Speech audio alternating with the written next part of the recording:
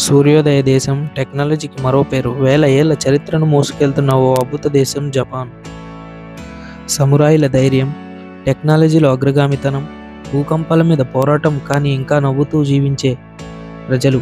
ఈ అద్భుత దేశం వెనుకున్న ఆసక్తికరమైన కథను మీకు చెప్పేందుకు మేము వచ్చేసాం.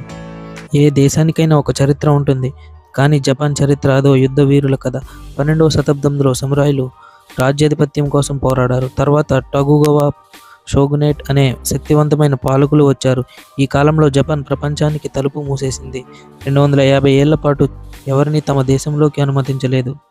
అలా ఉండగా 1868లో ఓ విప్లవం మోజీ పునరుద్ధరణ పేరుతో జపాన్ పాశ్చాత్య ప్రపంచాన్ని ఆహ్వానించింది. కొద్ది రోజుల్లోనే పారిశ్రామిక దేశంగా మారిపోయింది. రైళ్లు, ఫ్యాక్టరీలు, సైన్యం అన్నీ కొత్తగా మారాయి.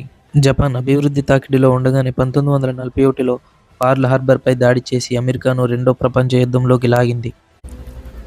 కానీ 1945లో ఆ ముగింపు ఎవ్వరూ ఊహించినది. హిరోషిమా మరియు నాగసాకిపై అణుబాంబులు పడ్డాయి. వేల మంది ప్రాణాలు కోల్పోయారు. జపాన్ చీకటి నుంచి ఆంధ్రభస్మంగా మారిపోయింది. అలాంటప్పుడు ఏ దేశమైనా వెనక్కి వెళ్ళిపోతుంది.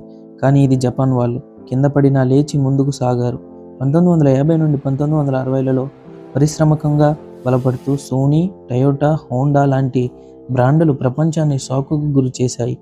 1970ల నాటికి బుల్లెట్ ట్రైన్ లాంటి అద్భుతాలు పుట్టాయి. ఇప్పుడు ఇది సాంకేతిక అగ్రశ్రేణి దేశం.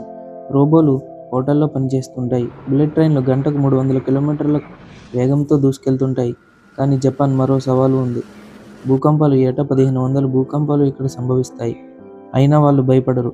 తమ భవనాలను భూకంప నిరోధకంగా మార్చేశారు. జపాన్ అంటే కేవలం టెక్నాలజీ కాదు, ఇది సాంప్రదాయాల భూభాగం కూడా. ప్రపంచంలోనే అత్యంత నైటీగా ఉన్న ప్రజలు ఇక్కడే.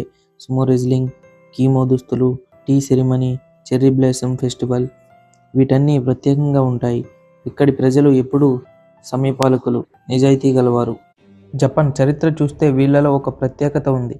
వారెప్పుడూ ఓడిపోలేదు. భూకంపమైనా, యుద్ధమైనా, ప్రకృతి వైపరీత్యమైనా తమ ప్రాణాన్ని ఆపలేదు. అందుకే ఇవాళ ప్రపంచం వీళ్లను టెక్నాలజీలో, సంస్కృతి, క్రమశిక్షణలో ఆదర్శంగా చూస్తుంది. ఇలాంటి అద్భుతమైన దేశం గురించి మరిన్ని ఆసక్తికరమైన వీడియోలు కావాలంటే మా ఛానల్ను సబ్స్క్రైబ్ చేయండి, లైక్ చేయండి. మీ అభిప్రాయాన్ని కామెంట్స్లో చెప్పండి.